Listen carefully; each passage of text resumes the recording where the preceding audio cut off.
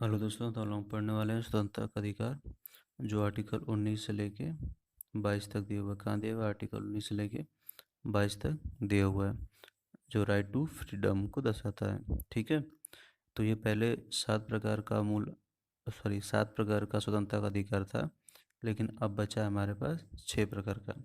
तो जो हमारा 44वां संविधान संशोधन हुआ था, कौन सा 44वां? 1978 में। कब हुआ था? 1978 में जो 44वां संविधान संशोधन हुआ था, उसमें क्या किया गया कि जो संपत्ति का अधिकार था उसको उठाकर आर्टिकल, जो हमारा आर्टिकल है वो 300 ए में रख दिया गया। कहाँ उठा कर रख दिया गया? आर्टिकल 300 ए में। ठीक है, रख दिया गया। कहाँ रख दिया गया? आर्टिकल 300 ए में। तो 7 था तो एक निकल गया, तो कितना बचा हमारे पास? 6। यानी कि वर्तमान समय में हमारे पास 6 प्रकार के स्वतंत्रता के अधिकार हैं। पहला है विचार और अभिव्यक्ति की स्वतंत्रता। दूसरा है शांतिपूर्ण एवं शर्त रहित सम्मेलन करने की स्वतंत्रता। तीसरा है संगठन बनाने एवं सहकारी संस्था स्थापित करने की स्वतंत्रता। चौथा है हमारे पास भारत में कहीं भी आवागमन करने की स्वतंत्रता। पांचवा है भारत में कहीं भी निवास करने की स्वतंत्रता। और उसके बाद लास्ट है कोई भी ऐसा पेशा या व्यवसाय कोई भी पेशा और व्यवसाय चुनने की स्वतंत्रता। तो आप देख रहे होंगे कि 90 clause A sub clause A, फिर 90 clause A sub clause B, 90 clause A सब क्लॉज सी। तो A B C D E, फिर यहाँ पे एफ गैप है। तो आर्टिकल 90 क्लॉज ए, जो 90 क्लॉज ए एफ था, जो 90 clause A sub clause F था, वही संपत्ति का अधिकार था, जिसको हटा के कहाँ कर दिया गया? 300 ए में कर दिया गया। ठीक है, तो वही यहाँ से गायब है। तो वो ख़त्म नहीं हुआ है, वो है, लेकिन कहाँ है? 300 ए में पहुँच गया। तो ये बात समझ में आई। पहले 7 था, अब 6। तो ध्यान दीजिए कि जितने भी यहाँ पे स्वतंत्रता का अधिकार जो है वो सीमित है, असीमित नहीं है। ठीक है, यानी कि यहाँ पे उनकी सीमा निर्धारित है कि इतने सीमा के बाद वो क्या हो जाएंगे कि उनका कोई उपयोग नहीं रह जाएगा। अब इसको जाके सुप्रीम कोर्ट में दावा नहीं कर सकते। तो क्या क्या सीमाएं हैं उसको देख लेते हैं। तो पहला उठाते हैं हम लोग आर्टिकल, हम लोग पहला उठाते हैं इसमें article 19 clause 1 sub clause A. तो देखिए इसमें ध्यान दीजिएगा, इसको पढ़ते कैसे हैं? 19 क्लॉज 1 सब क्लॉज ए। ठीक है, अब इसको हम लोग 91 ए नहीं पढ़ेंगे। तो अगर निकल जाए मेरे मुख से तो उसके लिए क्षमा प्रार्थी में हूँ। ठीक है, तो उस बात को ध्यान दीजिएगा। ठीक है, तो कौन सा आर्टिकल है? Article 90 clause A sub clause 90 clause A sub clause A. तो इसमें अभिव्यक्ति की स्वतंत्रता है, अभिव्यक्ति की स्वतंत्रता है। इसका मतलब अभिव्यक्ति की बात किया जाए तो अभिव्यक्ति की स्वतंत्रता है क्या? जैसे मान लीजिए कि अपनी बात को अभिव्यक्त करना, ठीक है, अभिव्यक्ति की स्वतंत्रता है। तो आप किसी भी बात को अभिव्यक्त कैसे करेंगे? या तो उसको लिख कर करेंगे, ठीक है, या तो उसको लिख के करेंगे, या फिर इसको मौखिक करेंगे यानी कि बोल के, या फिर उस हाव भाव से करेंगे। हाव भाव का मतलब कि अपनी भावनाओं को प्रकट करेंगे अपने हाथ पैर आईब्रो वगैरह हिला के। ठीक है, तो उसको 3 प्रकार से आप क्या कर सकते हैं? प्रदर्शित कर सकते हैं। पहली चीज लिख के, दूसरी मौखिक, तीसरी हाव भाव से। ठीक है, अभिव्यक्त कर सकते हैं। तो हुआ क्या था कि इंडियन एक्सप्रेस न्यूज़पेपर केस जो आया था 1985 में, कितने में आया था? 1985 में आया था। कितने में? 1985 में आया था। कौन सा?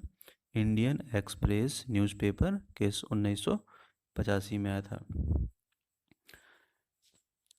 उसमें सुप्रीम कोर्ट ने इसका व्याख्या किया, वर्णन किया कि कोई भी व्यक्ति अभिव्यक्तिक स्वतंत्रता को कैसे प्रदर्शित करेगा। तो लिख कर या फिर मौखिक या फिर हाव भाव से। तो लिखेगा तो या फिर अखबार में या पुस्तक में या किसी पत्रिका वगैरह में या फिर फेसबुक, ट्विटर या किसी के माध्यम से वो क्या करेगा, लिखकर अपने अभिव्यक्ति को प्रदर्शित करेगा। मौखिक की बात करें तो हम लोग रेडियो के माध्यम से, यूट्यूब के माध्यम से मतलब क्या कर सकते हैं कि अपने मौखिक अभिव्यक्ति को कर सकते हैं। हाव भाव में जैसे नाटक हो गया, फिल्म हो गया, स्टेज पे हम लोग क्या कर सकते हैं कि हाव भाव के माध्यम से हम लोग अपने अभिव्यक्त कर सकते हैं। लेकिन इसका भी लिमिट है। ये माना गया है कि जो अभी हम लोग बात करें प्रेस की, तो प्रेस हमारा क्या है, वो प्रेस हमारा क्या है, अभी बात हम लोग करें प्रेस की, तो प्रेस है क्या, तो प्रेस हमारा स्वतंत्रता का अधिकार है। जो प्रेस है वो क्या स्वतंत्रता का अधिकार है, तो है, क्योंकि प्रेस को हम लोग लोकतंत्र का चतुर्थ स्तंभ मानते हैं। जब हम लोग उसको चतुर्थ स्तंभ मानते तो है, लेकिन उसकी भी सीमा है, उसकी भी सीमा है। तो उसकी सीमा क्या है, युक्ति युक्त निर्बंधन। मैं लिख दे रहा हूँ इस चीज़ को,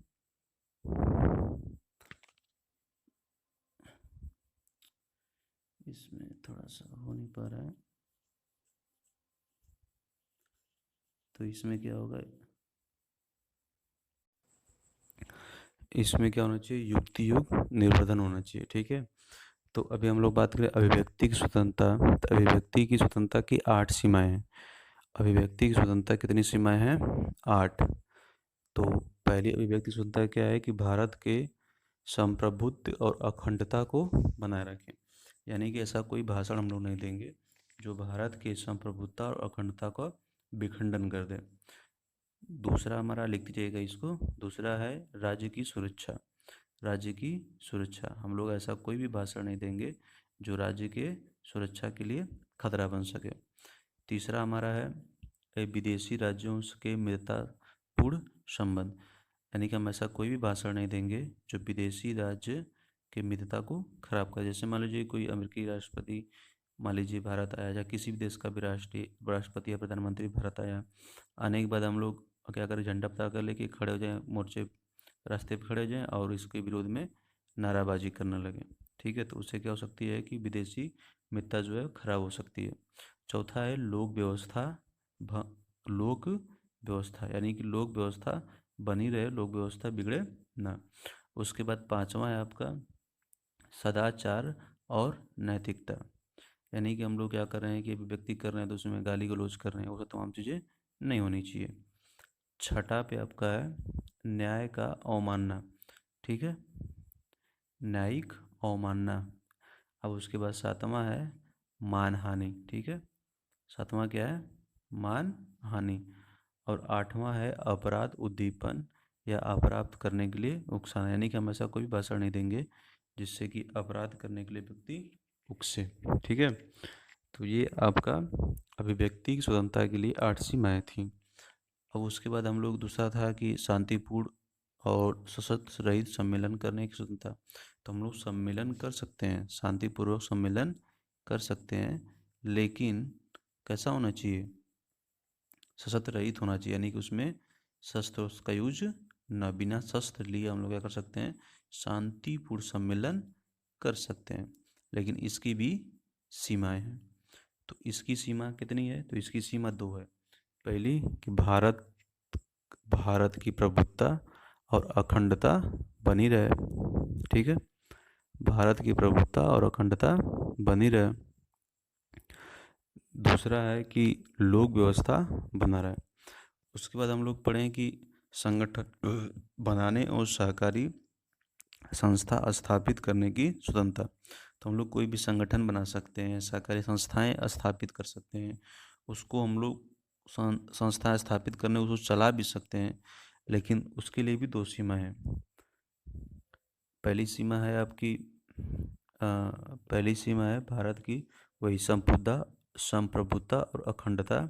दूसरा है, इसमें 3 है, पहला है संप्रभुता और अखंडता एकता। दूसरा है लोक व्यवस्था, तीसरा है सदाचार, यानी कि इसमें 3 सीमाएँ।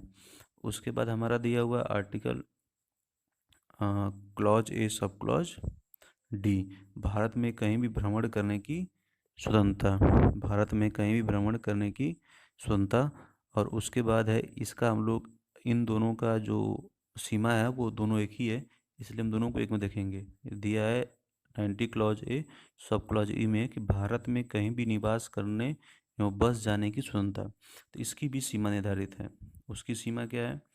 तो उसकी सीमा भी निर्धारित है। तो इसकी सीमा 2 निर्धारित है।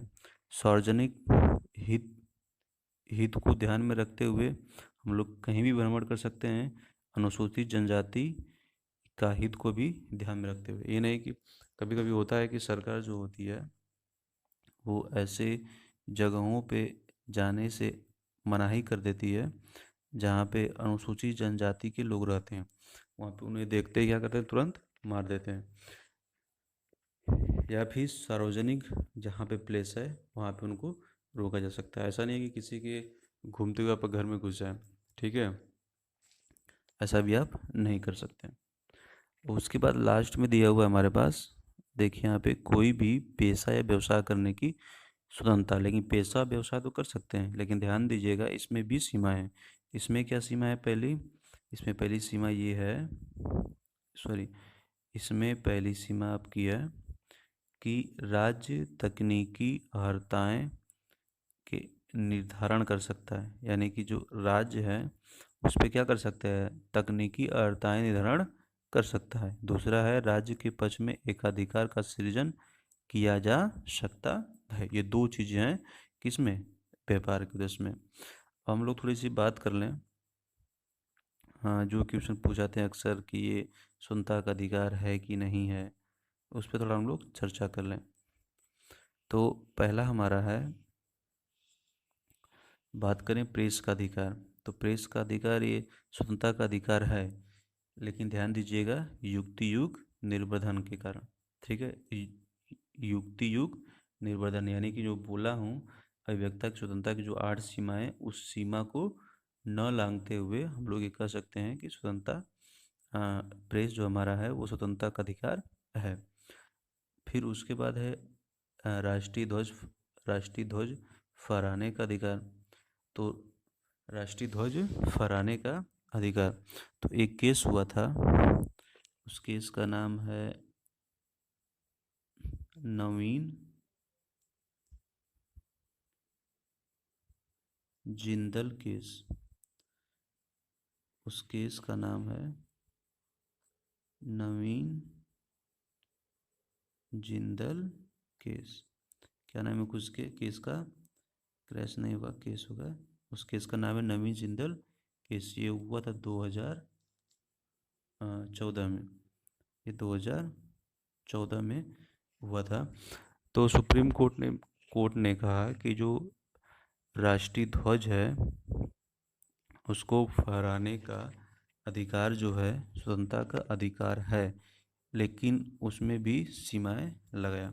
उसमें क्या सीमा लगाया कि अगर कोई भी आप झंडा अपने घर के ऊपर या अपने ऑफिस में लगा रहे हैं तो वो क्या होना चाहिए, सबसे ऊपर होना चाहिए। अगर अन्य कोई झंडे लगे हैं तो उसका छोर क्या होना चाहिए, अन्य झंडों से ऊपर होना चाहिए। जैसे तिरंगा यहाँ पे लगा हुआ है, तो अगर कोई पार्टी का झंडा या अन्य झंडा लगा है या धार्मिक झंडा ही क्यों ना हो, वो क्या होना चाहिए, उससे नीचे होना चाहिए, ना कि ऊपर।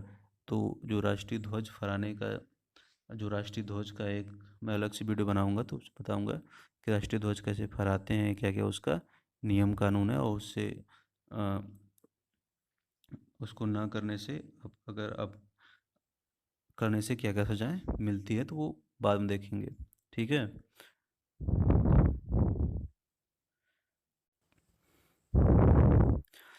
उसके बाद ये क्वेश्चन फंसता है कि बंद या हड़ताल जो है, जैसे कि बंदी कर देना फिर हड़ताल करते हैं, तो उसमें ये स्वतंत्रता जो मौलिक अधिकार है कि नहीं है, इसको पूछा गया। तो ये एक केस हुआ था भारतीय कम्युनिस्ट पार्टी बनाम भरत कुमार, ये 1900 1998 में हुआ था। भरत कुमार जो केस था वो कितने में हुआ था? 1998 में। तो उसमें दो वर्ड था, तो बंद और हड़ताल। तो जो बंद और हड़ताल, तो जो केरल का हाई कोर्ट था वो बंद, तो जो बंदी है वो बंद है, उसको बताया अवैध। ठीक है, उसको क्या बताया? अवैध, अवैधानिक बताया। और जो हड़ताल है, सॉरी, जो आपका हड़ताल है,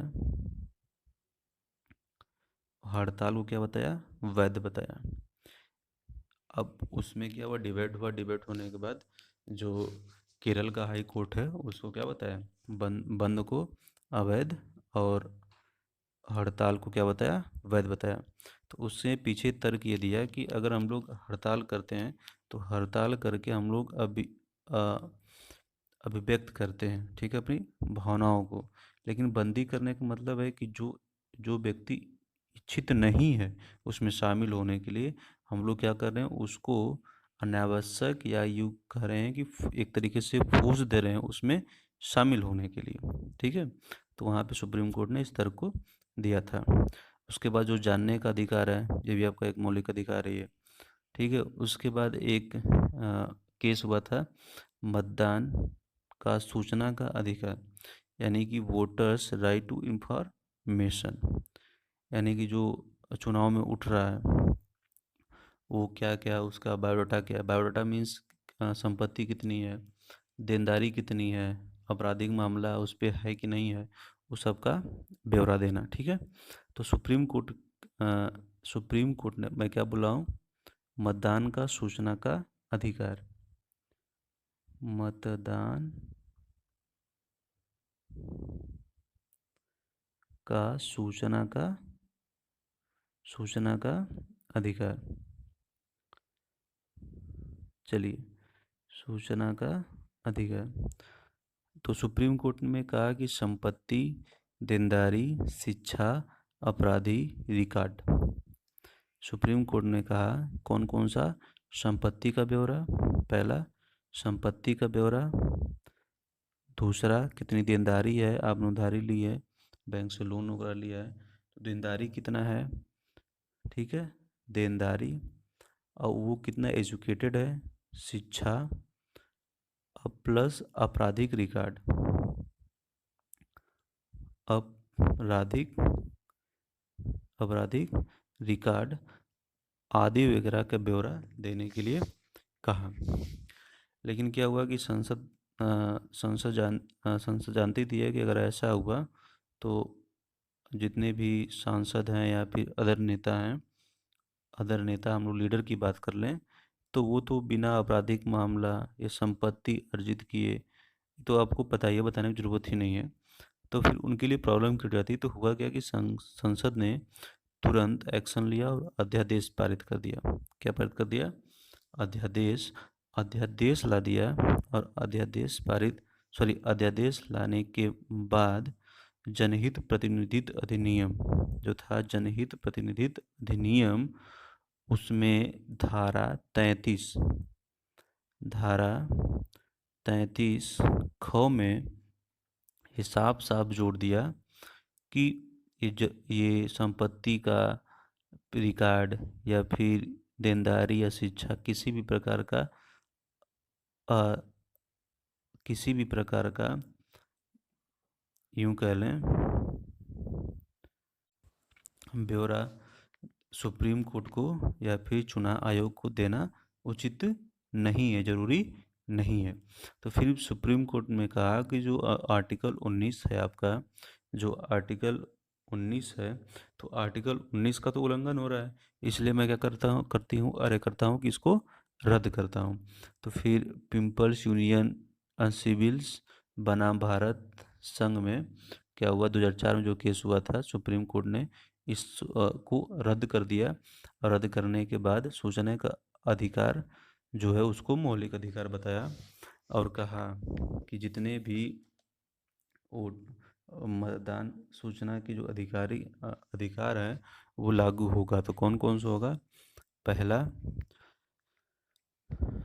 थोड़ा ध्यान, इसको मैं बोल रहा हूँ, सुन के लिख दीजिएगा।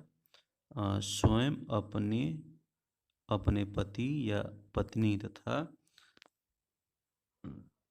अपने आश्रित की चल अचल संपत्ति का ब्यौरा, यानी कि संपत्ति का ब्यौरा उन्हें देना होगा।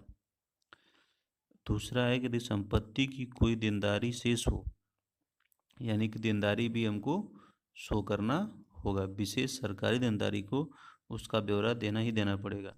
तीसरा है उम्मीदवार की शैक्षिक योग्यता, यानी कि शैक्षिक जो योग्यता है उसको भी देना ही होगा।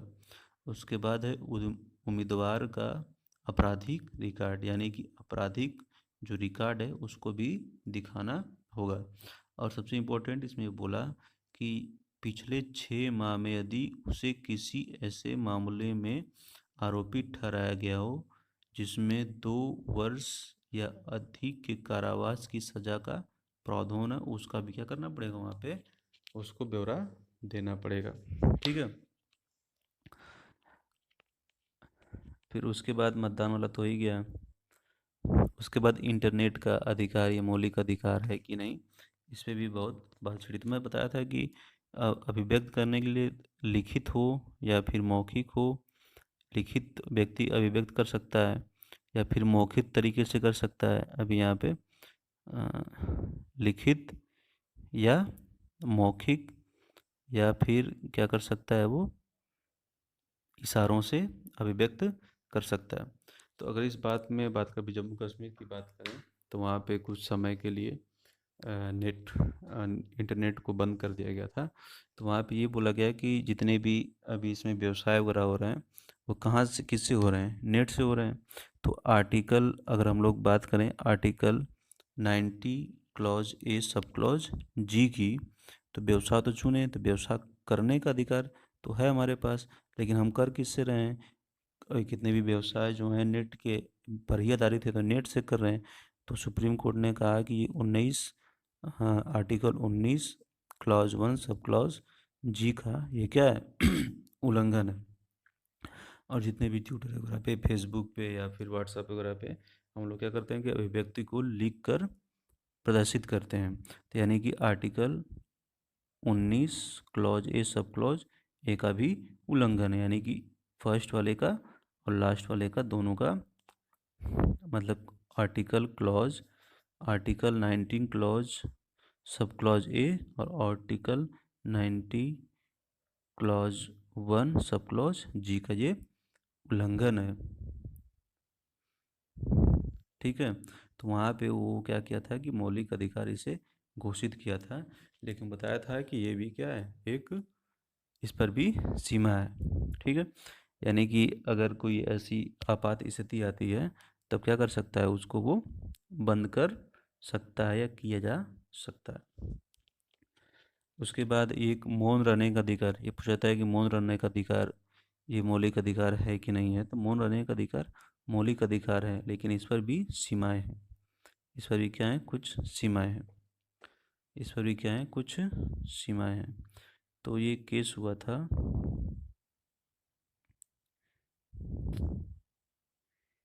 Emmanuel case. कौन सा case, Emmanuel case, VJ Emmanuel केस।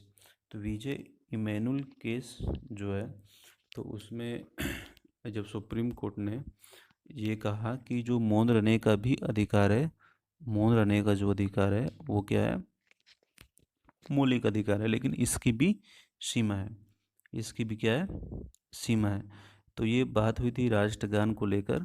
तो स्कूल में राष्ट्रगान न गाने की वजह से उनके बच्चों को क्या कर दिया गया था, स्कूल से बर्खास्त कर दिया गया था। तो उन्होंने कहा कि मैं तो सुप्रीम कोर्ट में तर्क दिया कि हम तो मौन स्कूल में राष्ट्रगान का सम्मान के लिए खड़े होते ही हैं। स्कूल में राष्ट्रगान के लिए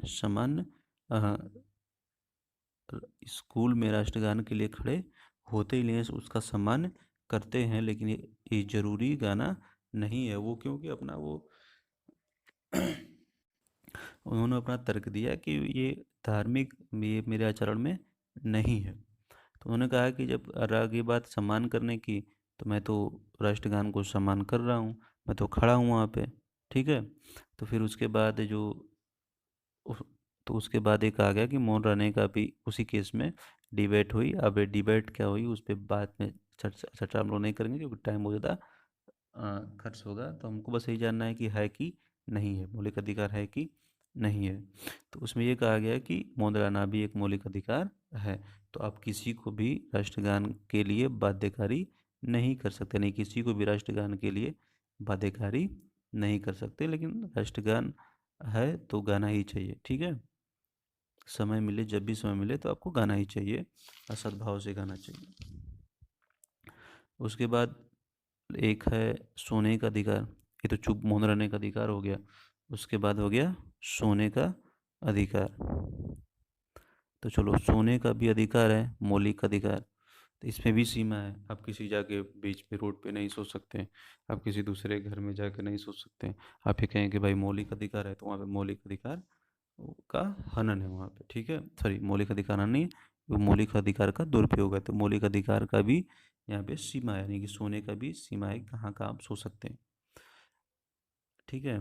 तो आप सो सकते हैं अपने घर में स्वतंत्रता पूर्वक 2 घंटे, 4 घंटे, 10 घंटे, और दूसरे घर में जाके नहीं सो सकते। तो ये केस कब हुआ था कि जब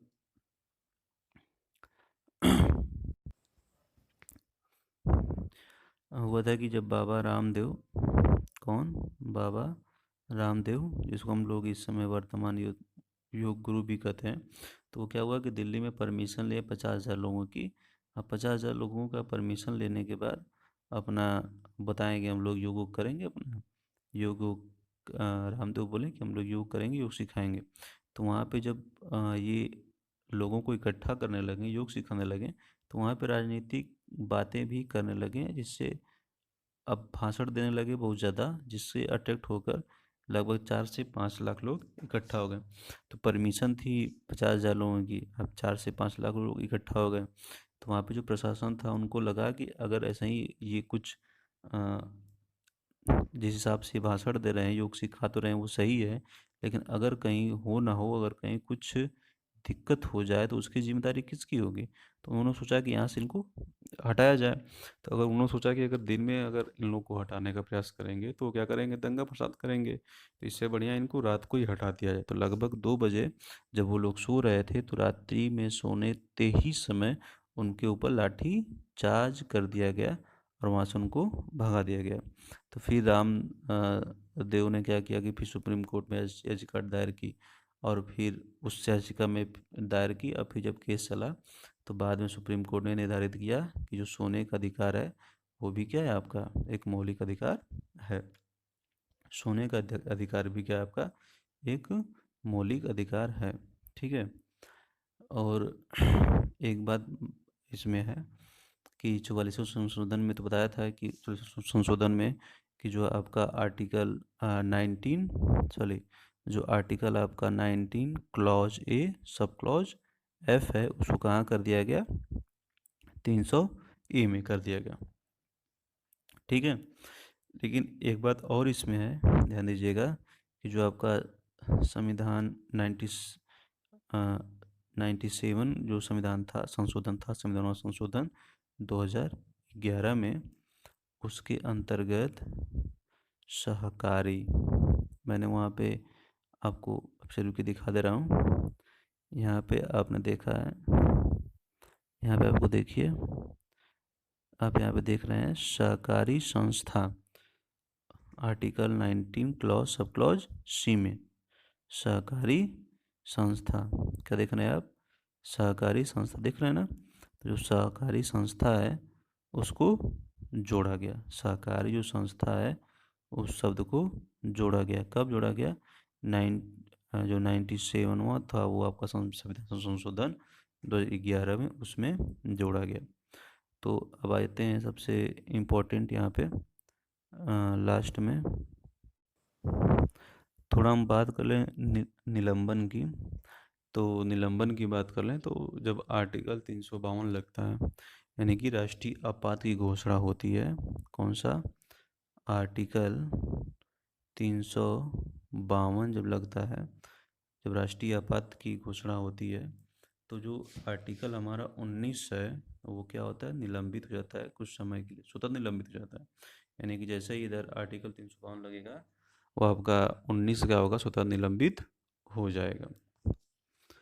ठीक है, तो अब अपन लोग बात करें इसमें जो देखे हैं, हम लोग पढ़े हैं कि स्वतंत्रता का जो अधिकार है वो 19 से लेके 22 तक है, लेकिन हम लोग अभी सिर्फ 19 के बारे में ही पढ़े हैं। तो अभी 20, 21 और 22 जो है इसको हम लोग नेक्स्ट वीडियो में पढ़ेंगे। ठीक है, धन्यवाद।